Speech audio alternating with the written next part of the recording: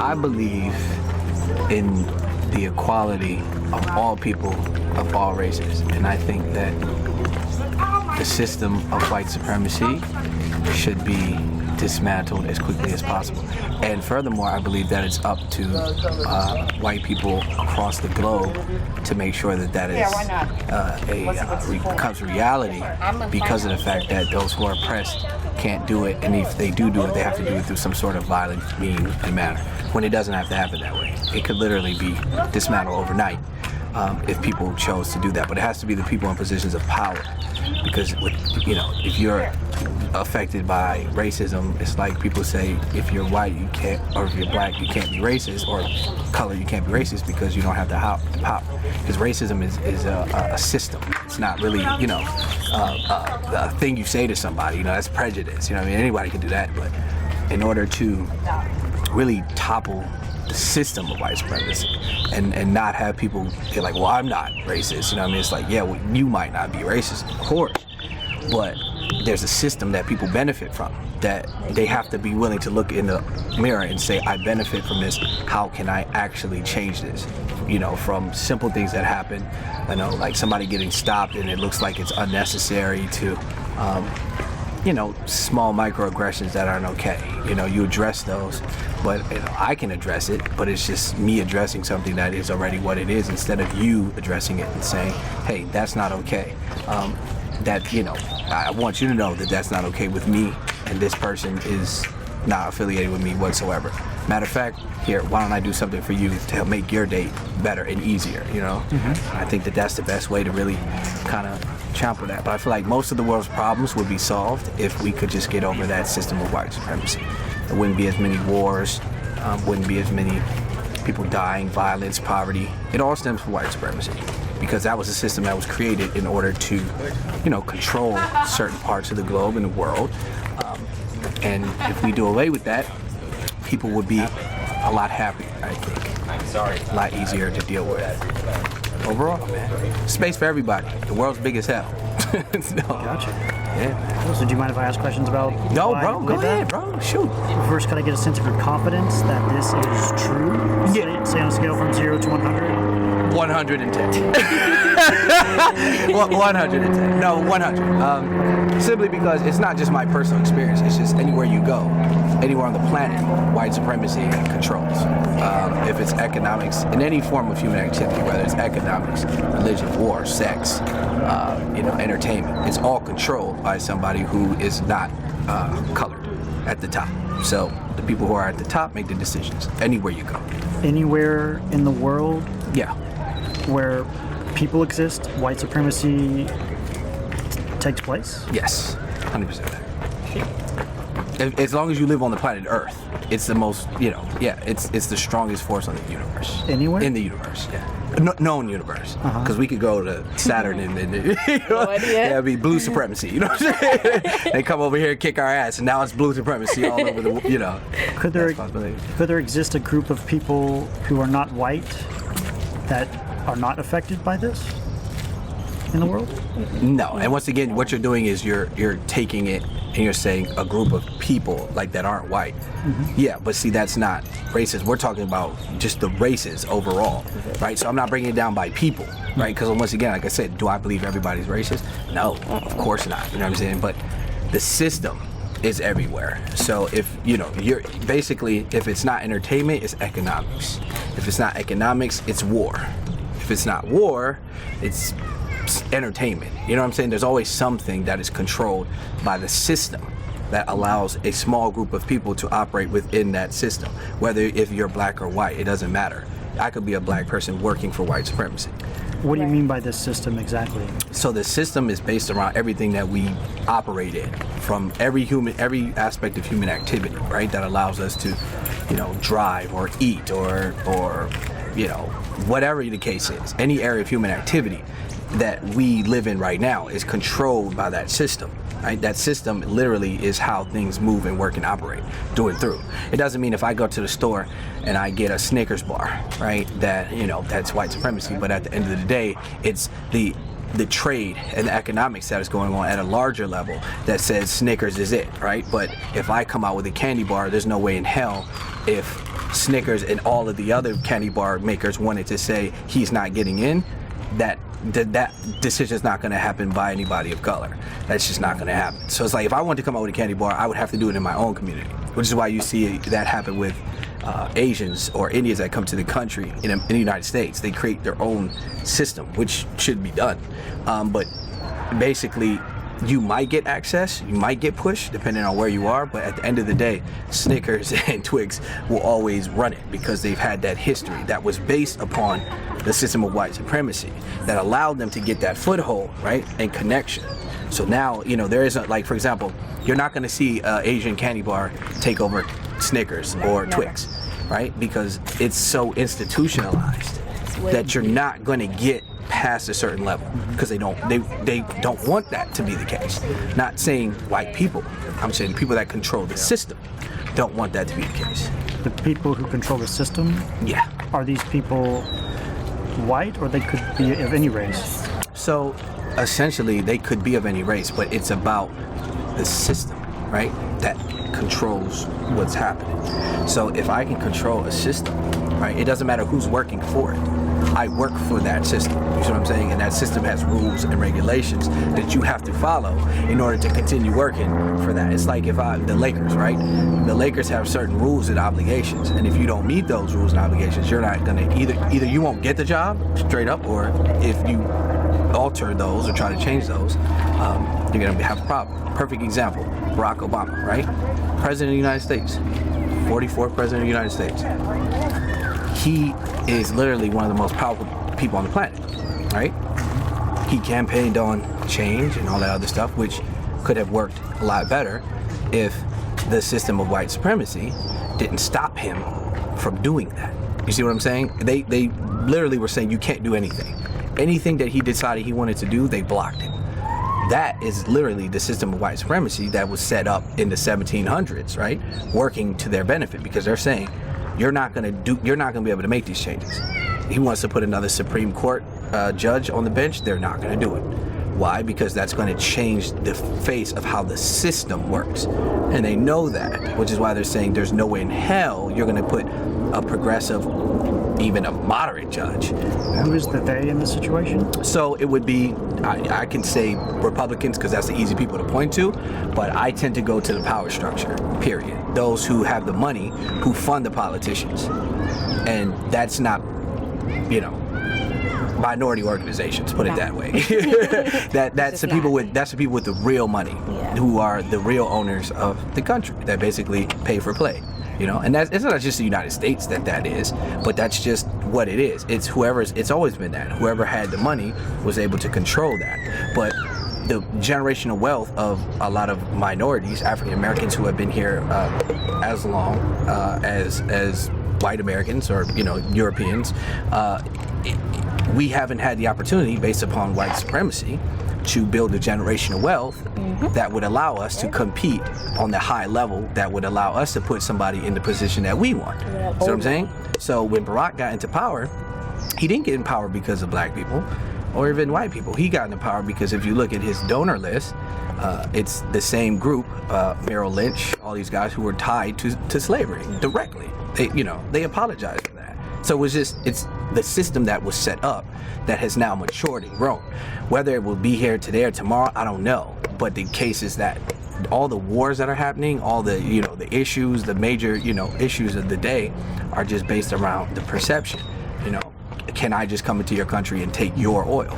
Right. Can I? And the system of white supremacy allows for that to happen, because I'm not to say that like you are making these decisions or whatever, but it's the power structure, the people that are at the very top that believe in a lot of this stuff.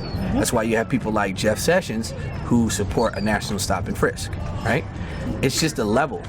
You put him in that position of power, you're going to push whatever your agenda is. You see what I'm saying? Okay. So a stop and frisk, we all know that's unconstitutional, right? But the system allows that to take place. The piece of paper clearly says it's unconstitutional, but yet and still it still happens in New York City. How do you think that is? The system of white supremacy. Because it doesn't affect white people. You see what I'm saying? It affects those what you would consider to be others, the minorities, cases like that. So that's what I mean by white supremacy. That's all. What would have to be true, or what would the world have to look like if a white supremacist system no longer existed? What would it have to look like? I'd say just overall equality. I think systems would have to be reevaluated. Every system, from law to religion, to everything, just business. I think business is a major aspect though, because when you say the term minority, it's not really true. You know what I mean? I think that a lot of the people who would run the banks or run any of these institutions would represent the true populations of the planet. So the true populations of the planet, when it comes to just the minority, the European continent actually has the minority, right? So things would have to kind of look different. But I think the fear is that they think that there's going to be some kind of retaliation behind what's going to happen. But if you look at it, previous to the system that was set up, it was more peaceful.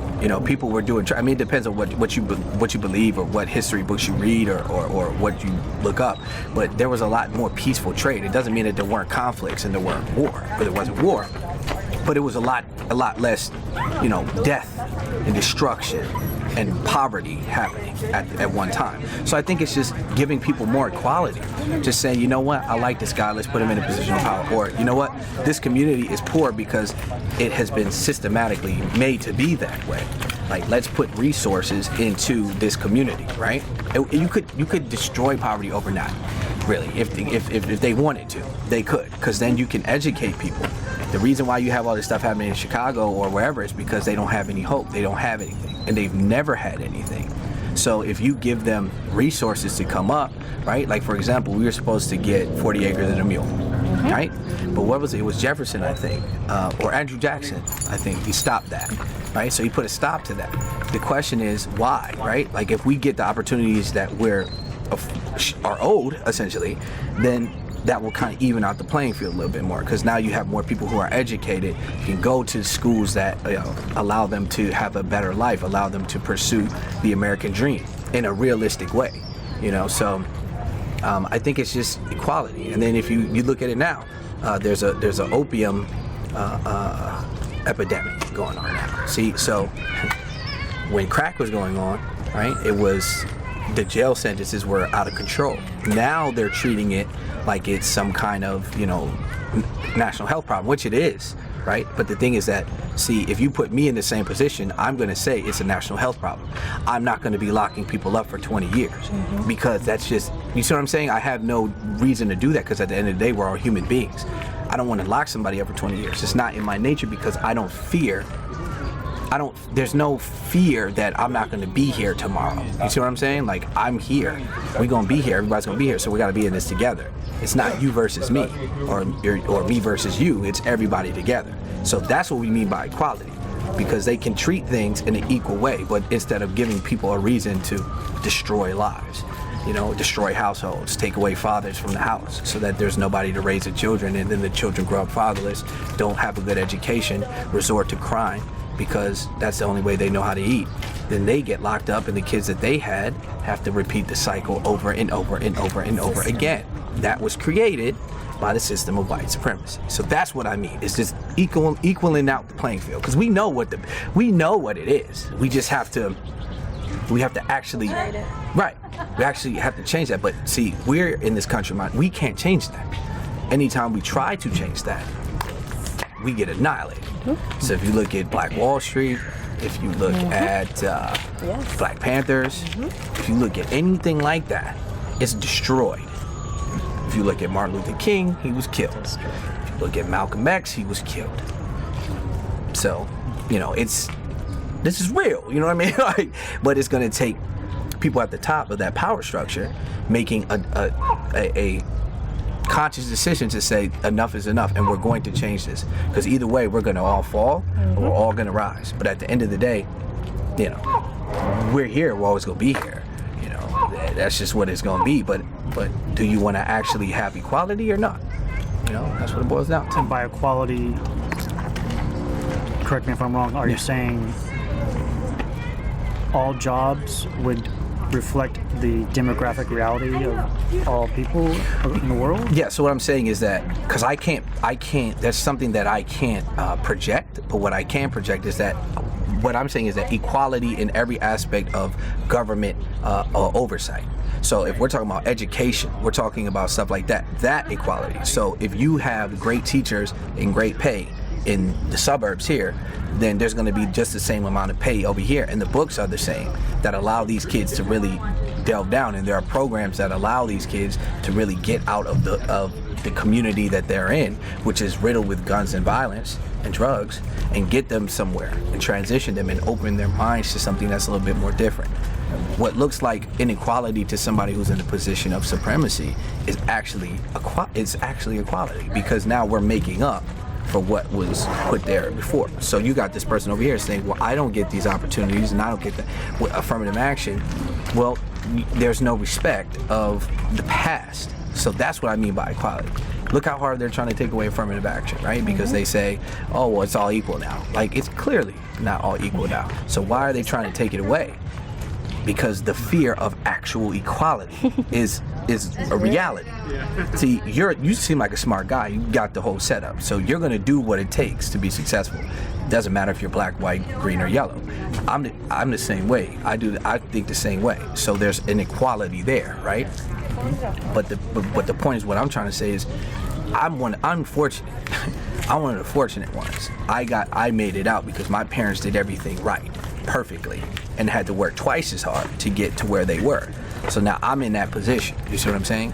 Doesn't mean that, we don't have to compare each other and be like, why I got this and you got this. But at the end of the day, if you look at just the overall racial makeup of everything, not you and me, right? It's completely slanted in terms of opportunity. So all I'm talking about is equality in the form of opportunity. That's it. And then from that point, everything else, will play itself out. Just like capitalism, man. Let the market decide. If this person is green and they, are educated and they have the skills to do the job, let them do the job. But all these people of color aren't skilled enough to do the job because they never had the opportunity to get that schooling or education to do the job. You see? So that's just the reality. But anytime you talk about affirmative action or reparations, it makes people scared. And you have to ask the question, why? If you are good enough, if you truly believe that you're good enough, what are you scared for? What are you scared about? You're scared about having to actually play, having to actually compete. So that's why you see it in sports, right? So they use that as a perfect example. If you put African Americans in sports or whatever, then they excel, quote unquote, and they basically start, I don't want to say take over the sport, but I mean, shit, if you look at basketball or football from the 50s to now, it's, pretty different in terms of the demographic makeup. So that's a fear that a lot of intelligent people have who operate within the system of white supremacy have, because I know if I know that they know that. There's no question about it. You know what I'm saying? Like, they know. If you put equality, see, sports is equality. You see? You put somebody on a playing field and it's who is the best. It's not about any of these other things that you're trying to put out there and the struggle and all that other stuff. It's at the end of the day, when you go out there, who's the fastest? Who's the strongest, right? Who's the most intelligent? Who can make the best play? So there's none of these social issues really directly tied to the actual sport itself, what is being played. So if you take that and you put that into society, then that's going to be an issue for some people. Other people don't care because they know, look, man, I'm going to make it regardless. I'm going to qualify regardless of what's going on. But it's opportunity, and that's all it is. You give somebody an opportunity from the ground up. Don't stifle them. Don't, put them in special education classes when they don't need it, right? So that their self-esteem is lowered and they don't even think that they can actually do things that they maybe can. They just need to be trained in a certain way. Like me, I have ADHD. It's so hard to concentrate, right? But I was always pushed, right, to do what I was focusing on, and it paid off. I never needed to go to any special ed class. I excelled, right? But it was only because my parents pushed that. They were like, no, you're going to AP English, AP History. But that's only because they understood that. If you're a parent that has no understanding of what AP English even means, You can't. Your son and daughter can't compete, and that's what I mean by equality. That's what I mean by equality. That's it. So you're saying there needs to be more equality of opportunity in our society? For sure. And that will internally start to shake the system of white supremacy. And this focuses mainly on education first, or other things? Well, both. I mean, I think that you can tackle it from a variety of different ways. I think for me personally, education and economics are the two most important pieces. But What do you mean by economic opportunity? So economic opportunity would be like, for example, the government institutionalizing banks in these areas for people who need loans to create businesses. Because right now it's very hard for me to go to a black bank and get a loan, right? But you got to ask yourself the question when dealing with people that are outside your community, and it's just a fact. It's a lot harder to convince them to give you some money, right? Yep. It's a lot harder for them to convince, for them to be like, oh, you know what, it's a good idea, because my experiences will speak to my community and what I know will work, right? So, and you know, I work with Silicon Valley all the time. I will tell you that that's a fact. Okay, but the key is that with the economic opportunity, you allow other people to have businesses, and then those businesses to build, right? Like wealth. Generate wealth. And then you don't need to have, you know, right, all this other stuff, because it evens out the playing field. And that's really what it is. But at the same time, you got to be able to have these kids who are just little seeds. You have to have an education system that will build them up to be, you know, productive members of society. And so that's why you have it in tandem, right? Because if I go to a bank, my interest rate is going to be higher. It's just this is what it is. You know what I mean? Like, it's just the way of the world. Yeah. Because it's not coming from my community, right? But if somebody knows me and can see the difference in between, or the small nuances about me from my community, they can be like, this guy's a superstar. I've seen him, and I've seen him in the community do things. See, when I go to the suburbs and ask it, they're like, okay, you know what I'm saying? Like, what have you done? And they act as though it's a strict numbers game, but it's not. And an investment very rarely is a strict numbers game. Mm-hmm. Very rarely. It's about if they like you or not. Yeah, that's really what it is. It's whether they like you or not. If they like what you're saying, right? How you're saying it. That's investment. They don't invest in. I mean, they do a percentage, right? Your business, but the majority of it, they invest in you because they can relate to you. That's how they invest. Okay. My name is I'm not saying it's the case, but if we found out where maybe in a certain place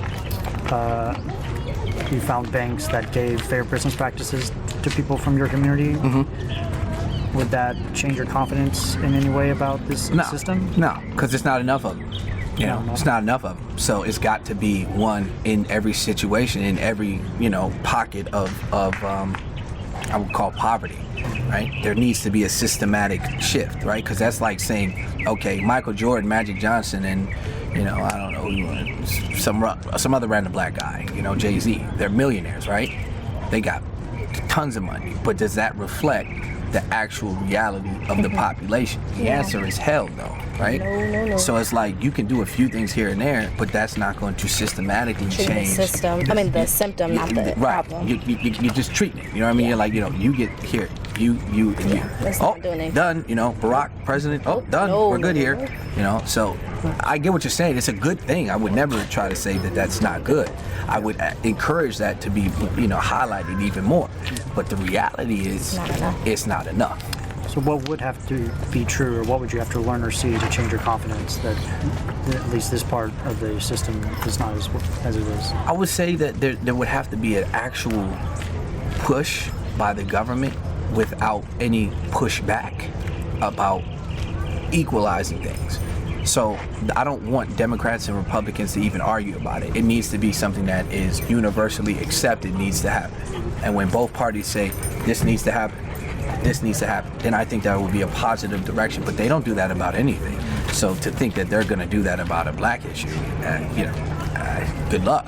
You you know. But I think that would be a great first step, and then actually seeing these things realized and institutionalized would be great. So we don't need 40 acres and a mule now. It's 2017. What we need is access to opportunity. And if that means doing something by creating these banks and influxing money, then that's what we need to do. But we're still owed that. You know what I mean? Like, that was part of the deal for people fighting for civil war and whatever else, right? So we were owed that, and we never got that opportunity. So to give that to us would equal out the playing field. And I think that doing it in the way that I suggested with the education and economics, doing that through the education and economic piece is the key. It's not giving anybody anything. You know what I'm saying? You're not giving them anything. But what you're saying is, this is the opportunity, right? We're going to give you an opportunity for opportunity, if that makes any sense, right? We're going to give you that opportunity.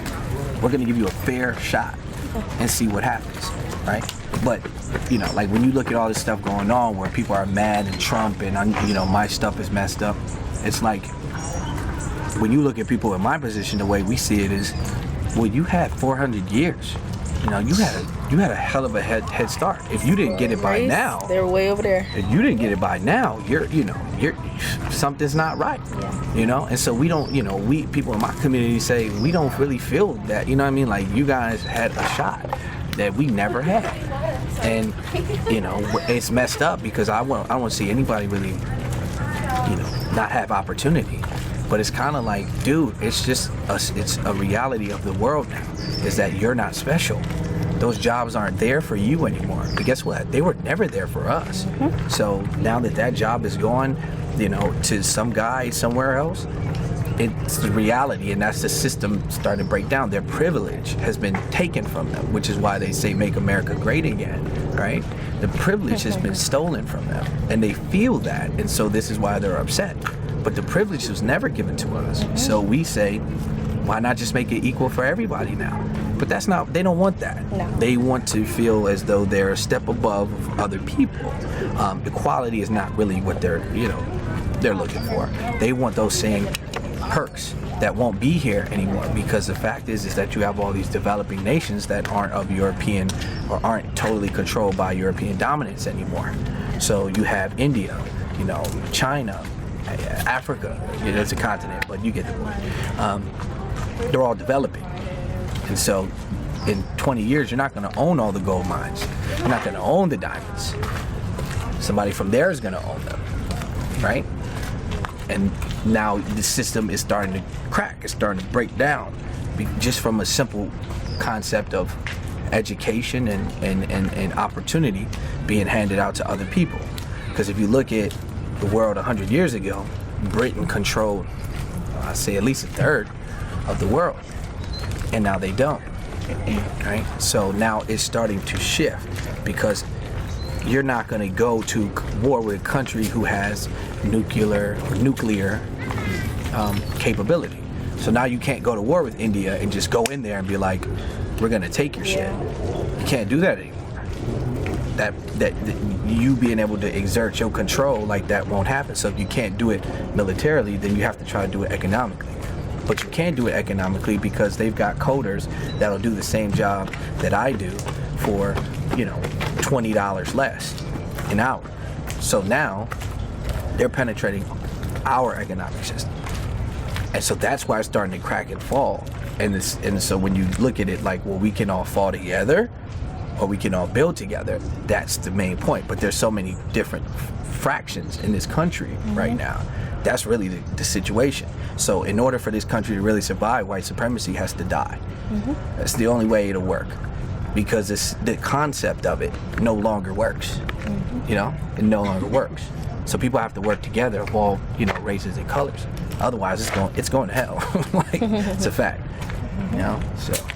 Great. Very interesting stuff. Yeah, man.